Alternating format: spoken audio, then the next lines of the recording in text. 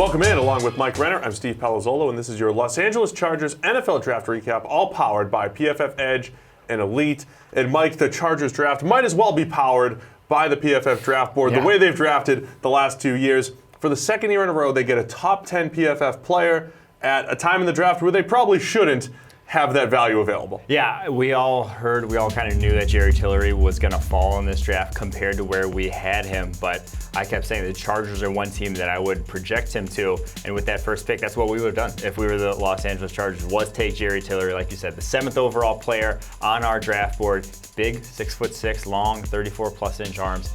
Very athletic in terms of his 10 split, 1.69 for a 295-pound man is very, very good. And then his change of direction ability at the combine was elite as well. And then you pair all that. So all that athletic ability is very, high-end athletic ability, high-end size. And then he rushed the passer at the highest rate, the best rate, the highest grade of any interior player in the country last season. You put all that together, and I feel great about Tillery's projection to the next level. Had the highest grade on stunts as well, which I'm sure Joey Bosa and Melvin Ingram are going to love on the interior. Yeah, when you look at Tillery, didn't have the best run defense grades, high 70s over the last couple of years, but it's all about the pass game and getting after the quarterback.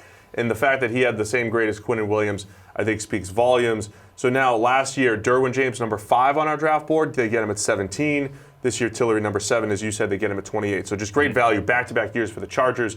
Love the way they're putting together that defense. And now, the second-round pick, they get another first-round value for us. Nasir Adderley from Delaware, the perfect free safety complement to the great Derwin James. You've had mocks where you put Adderley to them in the first round, and for 2 straight picks, they picked basically who we would have taken at that pick. For 2 straight picks, one of the few teams that did that in this draft. Nasir Adderley, he has playmaking ability from the middle of the field, legit explosiveness from a standstill, gets going so quickly, and his instincts. Some of the best highlight reels picks that we saw all season long there at Delaware. He has that special playmaking ability that you just can't teach a free safety to do in the NFL. He has it, and to get him in the late second, I think it's a big steal of this draft. I love when we have a guy that we say is a pure free safety. We want him to just play free safety, and he gets that opportunity. Yes. Derwin's a perfect strong safety, so the complement is fantastic there. Trey Pipkins, 3rd rounder, more of a developmental offensive tackle there, but I think the day 3, anything on Pipkins? Sioux Falls. We got no data on these guys. We didn't fully grade Pipkins, yeah. But there was a whole slew of developmental tackles,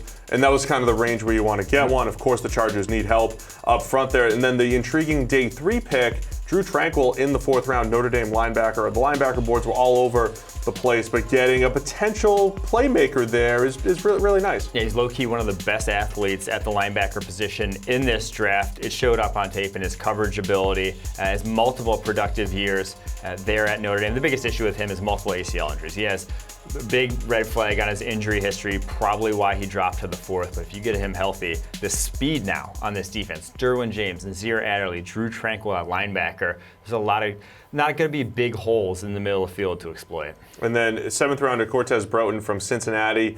May not see the field a ton, but if he does, 90.2 run defense grade as an interior defensive lineman. The Chargers have been really weak on that defensive interior as far as stopping the run. There might be a role there, so that's what it's all about on day 3, finding those role players. But for the Chargers, slam dunk those first 2 picks, 2 first-round values on the PFF board. For the full Chargers breakdown, be sure to get to ProFootballFocus.com.